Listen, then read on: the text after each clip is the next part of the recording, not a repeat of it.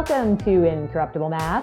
We are here to ensure that we can all transform state politics because we know that we could have a state that truly supports and represents the needs of the vast majority of the residents of our beautiful state. And today we are going to be discussing who government really works for. Does our government work for you? Does our government work for vulnerable people? Does our government work for the bottom 50% of wage earners?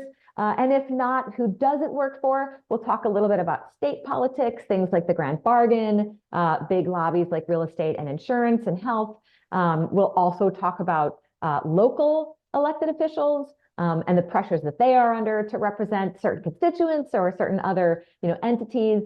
So that is what we're discussing today. But before we do, I would love to introduce my two fantastic co-hosts. Jordan, can you give us a start? Yes, my name is Jordan Berg Powers. I use he, him, and for the purposes of this conversation, I am local government as a zoning board member in Worcester. Nice. Jonathan. Sorry, I accidentally did not click the unmute button just then.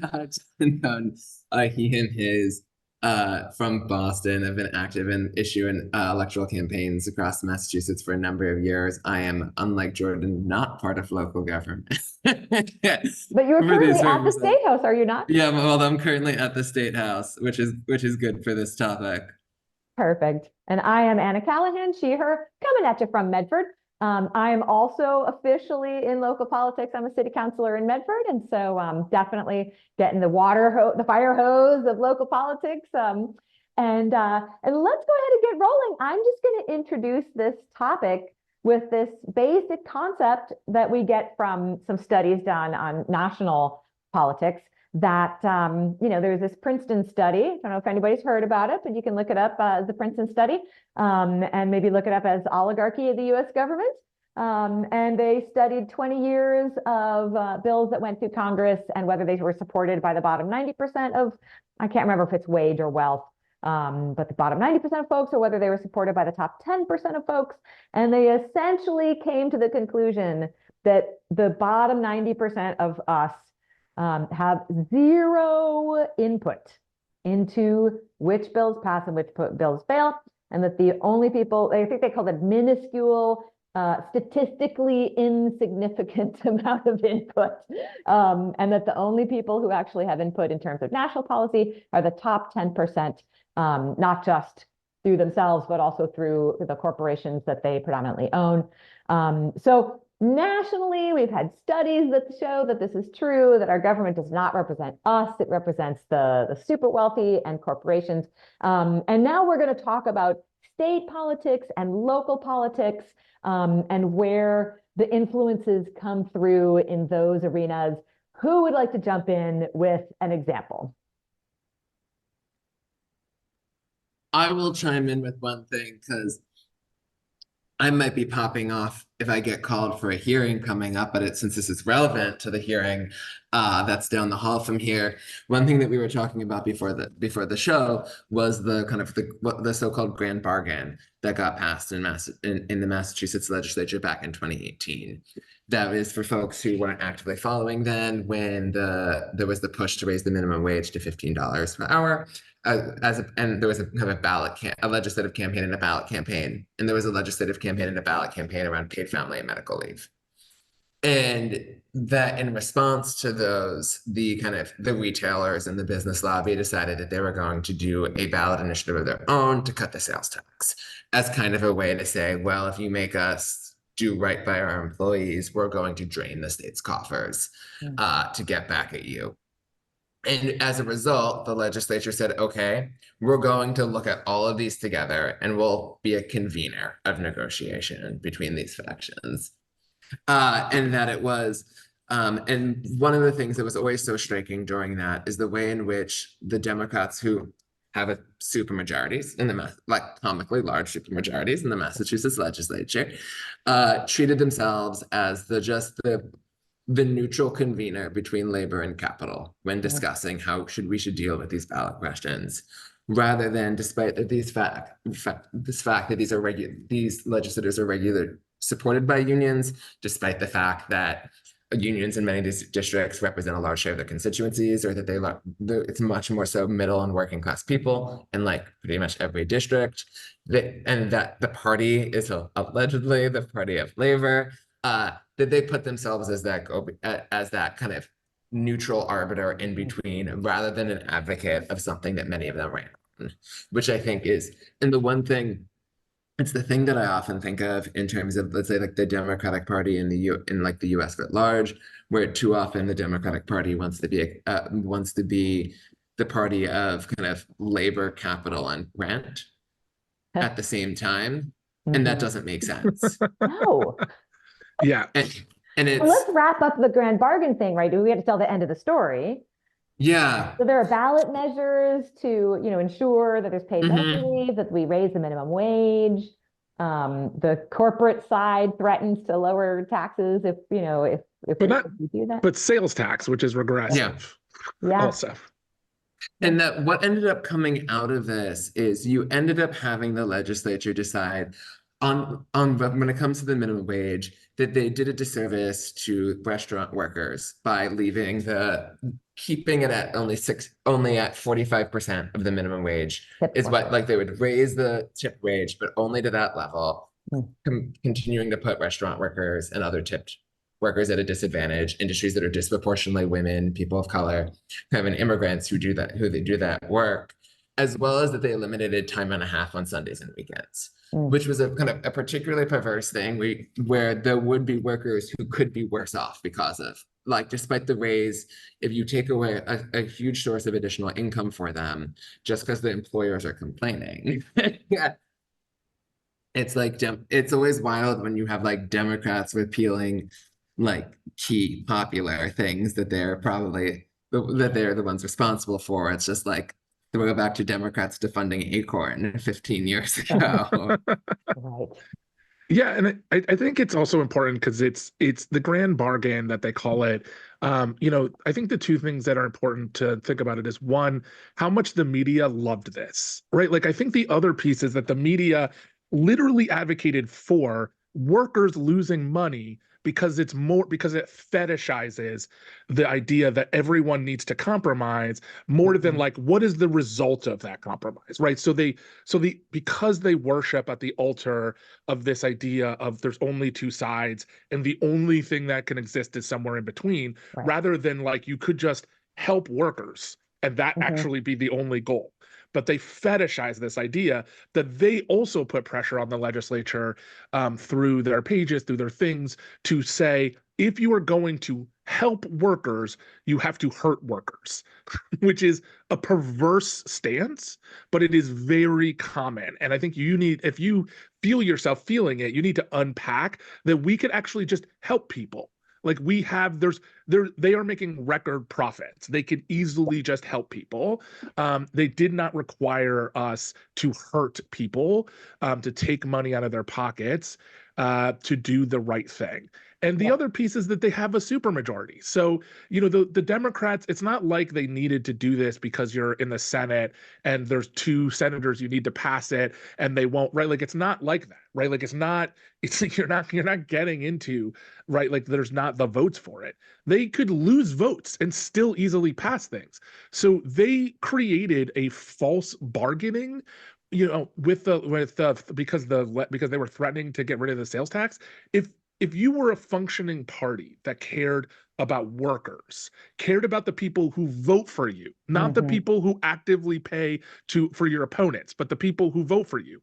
If you were to advocate for the people who vote for you, what you would have then said is, fine, like, then we're going to raise taxes on corporations. Yeah. We have a really low we have a really low rate of taxes on corporations. We'll raise it and we won't raise it on small businesses. They could raise taxes just on large corporations, who again were the people, because small businesses were not opposing any of these measures. It was, it's Walmart, it's Home Depot, right? It's these big corporations, these big conglomerates.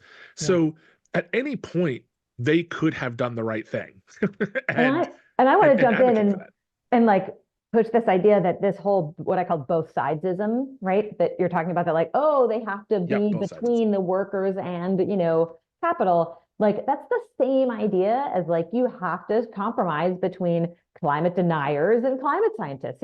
Like actually we don't. You just like look for what's in fact Right. true and go with things that are factual instead of going with lies. Like, this the whole concept of like, well, there are two sides, and it doesn't matter how factual, how moral, how helpful to society either side is. We're simply going to look at them as equals and then go between them. That whole idea we should really just throw out the window. This is it's kind of connected to that, maybe one step off the original topic, but it's what's that framing is how polarization discourse can often be a pet peeve of mine, because it assumes that polarization is bad just for it because being nice, getting along, and coming to a consensus in the middle is what is good. And there can be real ways in which polarization is bad, but it is not because people don't kind of coalesce onto the middle, and then everybody like moves an inch, and then somehow somebody who like doesn't recognize the basic human rights of somebody else and somebody who does like kind of somehow come together and then modestly don't acknowledge the human rights of other people. Yeah, I mean, I'll just say really quickly that the things that we like, the things that moved America forward were done so when one ideology, when progressive ideology won the day and forced it down the throats of conservatives. Yeah. Right? Like the ability for me to vote in America didn't happen through compromise. It happened because radical Republicans and radical progressives forced it on the South. And then and forced it through an amendment process. The same thing is true with women's right to vote. It was forced by a party that wanted power, the Democratic Party at the time, and forced it down the throats of its opponents for the sake of feeling like it could help them win votes, gain power. The 5-day work week and weekends and 40 hours, like everything, child labor laws, like all these things come from. They don't come out of, I mean, there's compromise to get there among a governing coalition, but ultimately, FDR's great deal happened because one party controlled every mechanism and forced it down the throats despite the interests of moneyed people who were opposed to it. Not through two people who have equal size fighting it out. And in fact, they're never equal size. There's many more of us where our ideas are way more popular. So it's also a false dichotomy because it necessarily elevates marginal position. One of the things I say all the time that the media does is it puts people who are tax absolutists, who don't believe in any taxation. The Chamber of Commerce opposes all forms of taxation. They're tax absolutists. They are extremists on taxation, and they get put up as equal arbiters to those of us who are tinkering with taxes, to those of us who are like a 4% raise or a 3% rate, right? That's a tinkering. We're not saying 100% on corporations, right? But they are 100% against it. So they're at 0% taxation, and we're talking about tinkering, and they juxtapose us. And so then you have government is supposed to be fighting for us. But instead, we have government that is pretending to be in these middles, or is frankly just being an arbiter for the 10%, the 15%, the 5% of moneyed interests. If you think about, again, similarly for real estate, right? Like we know that we can't afford to live in Massachusetts. It is ridiculous. I've been starting to think about like the ways in which people think of Massachusetts exceptionalism around abortion, around individual freedoms. And basically what we're saying is that those are rights for upper middle class and middle class people because other people can't afford to live here. Right? So we're gonna I know some people who I know sort of a couple who is trying to figure out how to stay in Massachusetts because their literal existence is under threat in the South, but they're considering moving to the South because they can't afford to live here. Wow. Like I was just thinking about like, what is this thing we're creating? Where sort of the things that make us, the things that I'm proud of, the things I love about living here, something that's not available to people unless they have enough money. Human rights and dignity for the wealthy. Right. And so like it's a really weird thing that our elected bodies continue to privilege people, real estate, people who have money and all those other things rather than regular people. And I see this a lot on the zoning board. So I'm on the zoning board. Ooh, but And can I, if I oh, go ahead. may, Yes, I please. want to, let me just corral us a little bit to finish talking about state politics first, and then you and I are going to go on and we'll do a bunch of Okay, local great. politics. Yeah. But on the state side, the one thing I wanted to bring up is that, I've heard both of you talk about this. I have heard it less than you have, but I know that when I've been, doing lobbying with my state rep for Medicare for All, and I'm also in those discussions, so I hear other people who have lobbied their state reps around Medicare for All. It's very common that what you hear is, oh, we don't go against the healthcare industry, right? Or the other thing you hear often is around any of the housing protections, like the tenant protections and housing policy at the State House. We don't go against real estate, right? These blanket statements from legislators, from members of the State House, from representatives saying, we don't go against real estate, right? We don't go against this industry. And I would love to hear you guys who have had a lot more experience hearing that, talk a little bit about that. Oh, it's a separate industry, but this reminds me of how I just always find it so incredibly absurd that in our economic development bills in Massachusetts, every day we're shoveling money to the biotech sector, which is a heavily profitable sector. And unless we're shoveling money to the biotech sector because we want the patent rights as a state for whatever gets produced so that we can have like public ownership of what we're like incentivizing comes out of, you're just helping kind of boost their profit margins in a way where you're saying you don't have money for certain basic needs of people, but saying you have the ability to give various tax incentives to one of the most profitable industries. Like we're probably one of the most profitable industries in the state. Yeah. Yeah, I'll just say really quickly, I think we see it all the time. I've never heard anybody say outright, like, well, only thing. They'll say, we have to take them into consideration. Every year, the Speaker of the House, the Senate President, they'll meet with the chamber regularly. They're not accountable to regular people this way. They're not, they're barely ever lobbying. Yeah, the Chamber of Commerce lobby. They're barely, they're not meeting with these groups. They're not, I don't know, the Speaker of the House has never met with a tenant organization every year to speak at their conference. Right to the City Vote is going to have a conference, and he's not coming to that. And so I think they definitely see themselves as, I like to say they like to tell us how good the song is while the Titanic is going down. Like they see themselves as arbiters of those rather than just advocating for the people, which is who they should be advocating for. So let's go ahead and move to local. I know, from like a very generalized perspective, there's plenty of studies, and I know, Jordan, you and I have talked about this before, that show that the people that local elected officials hear from tend to be wealthier, whiter, more likely to be homeowners, and more conservative on policy than the average resident of their city. That's just standard. I could say as a city councilor that I hear far more often from homeowners. And you have to understand that running a campaign, the way you run a campaign if you want to win, is you knock on the doors of people who vote regularly in city elections. In Medford, that's only about 1/3 of the people who live in Medford who are eligible to vote in Medford, about 1/3 of them that vote in city elections each time. It's really high. And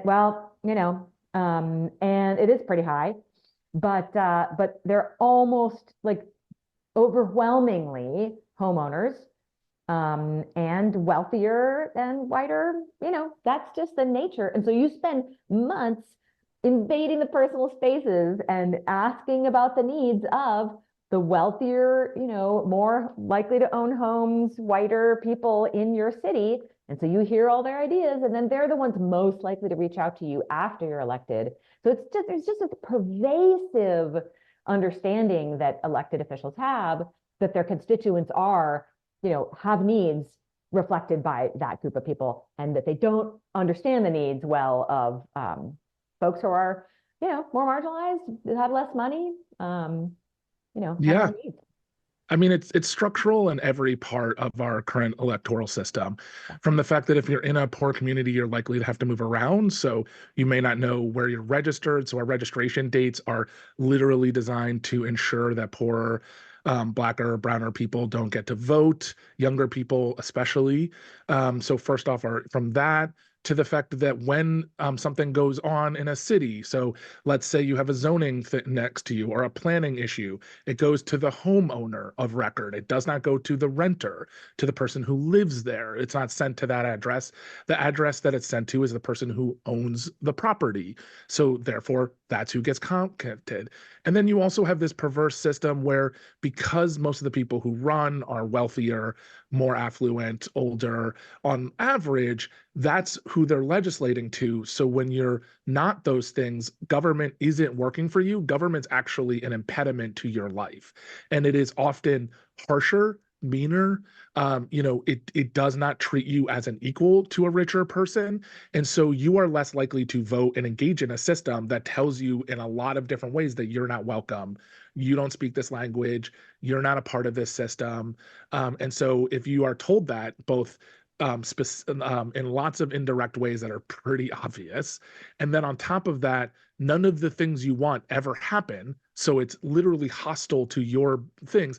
And the policies that are being enacted are making your life more miserable, not less. Say, taking away your time and a half, making it harder for you to afford to rent, having your healthcare be totally unaffordable, having your public school have money siphoned off to private institutions run by corporations. When all of those things are happening, then you're less likely to engage in that system because it's literally not working for you.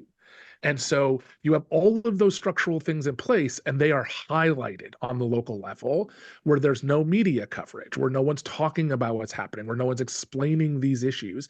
And you literally can't find out about it because you're not getting the notice. You're not getting the thing. You're not getting the update that this is happening in your community. If you are, a lot of our, in Massachusetts, there's a lot of local associations and local groups. Most of those, again, are homeowners. Those are people who get noticed, right? Like, I'm a homeowner and I could not find, it took years for me to find the local park initiative group in my neighborhood because it was all word of mouth. To homeowner, white person to white person. I had to break in through our city councilor who was like, you should come to this meeting. It's just the white people in your very not white district. I live in the third poorest zip code, I think, in the state. Like, it was just ridiculous, right? So it's, there are so many structural barriers to this. And then what happens is the government itself stops working for those very people. So what do I mean by that? Just really simple things. Like, when you come before the zoning board, you can have a big project and ask for a ton of government support for that project, saying, I can't meet the rules of this city. I need this change. I need this change. I need this change. I need this change. And you'll say, look, I'm going to spend $1 million on this project. I need you to make all of these allowances for me and maybe even a little bit of free money. And the city will bend over backwards for you to get that. If you're a regular person and you come before the zoning board and you want to put up a deck, right, it's like you got to pay the exorbitant fee it takes to even appear before us, right? Like, that's a cost burden. It's expensive to just appear before my local zoning board. And then you have to hire somebody who speaks the language, or you come before us and don't hire someone. And then all of the other people are like, oh, well, you didn't fit this. You didn't click this box correctly. You didn't do this correctly. That plan that you submitted that you wrote by hand because it's a deck, that's not the correct way we submit our plans before the city. And so then you have to, and then they'll say things like, well, you should just get, I love this. People will say other zoning people will say, like, or on the Conservation Commission, this would happen a lot. Well, you should just get a scientist to come out and take a look at it. Do you know how expensive that is? That's like a mortgage payment. Wow.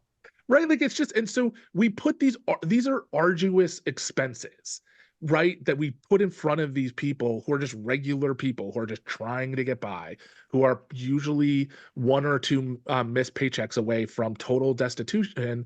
And we're saying to them, pay extra to make government work properly for you.